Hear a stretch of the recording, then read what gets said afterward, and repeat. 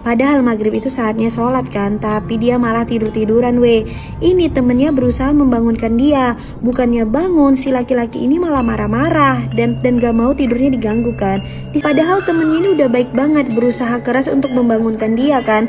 Dia malah marah-marah karena temennya udah pergi, dia lanjut tidur tuh weh. Nah pas dia tidur gitu tiba-tiba weh temennya bangunin dia lagi. Di situ dia bener-bener emosi banget karena temennya udah dua kali gangguin dia tidur kan. Dia mau marah-marah dan memukul temennya weh. Tapi pas dia buka mata, dia samar-samar ngeliat muka temennya itu kok serem gitu, nggak ada matanya gitu weh.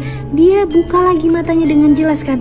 Pas dia buka matanya dengan jelas ternyata weh, dia ngeliat ada banyak orang di atas dia yang sedang membacakan doa untuk dia. Dan pas dia lihat lagi ternyata tangan dan kakinya itu udah diikat kain kafan weh.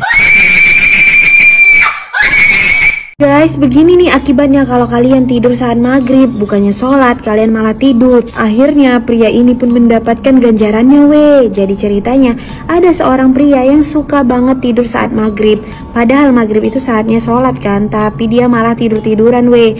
Ini temennya berusaha membangunkan dia, bukannya bangun si laki-laki ini malah marah-marah dan gak mau tidurnya diganggu kan.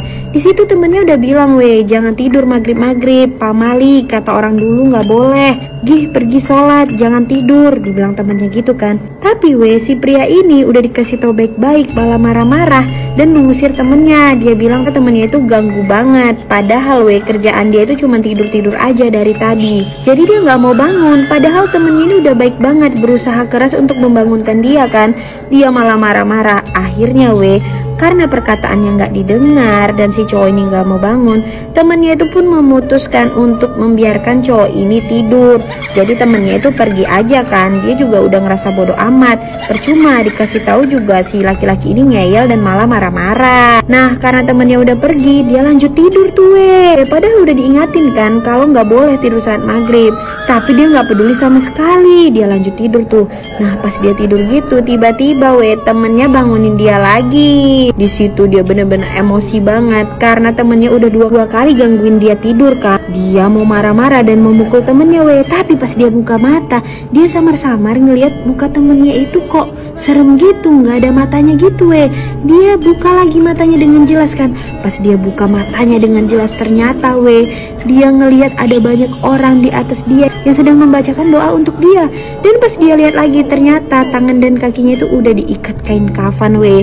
Dia sudah berada di dalam kuburan. Di situ dia menangis-nangis minta tolong kan. Dia juga ngelihat ibunya dan sahabatnya weh. Dia panggil-panggil ibunya. Dia minta tolong kan ke ibunya dan bilang kalau dia itu belum meninggal. Dia panggil-panggil tuh weh ibunya. Tapi weh ibunya nggak dengar dia sama sekali. Nggak ada orang yang dengar teriakannya. Jadi semua orang ngelihatnya itu dia tuh udah meninggal. Padahal dia udah berusaha keras untuk memanggil ibu dan bapaknya weh.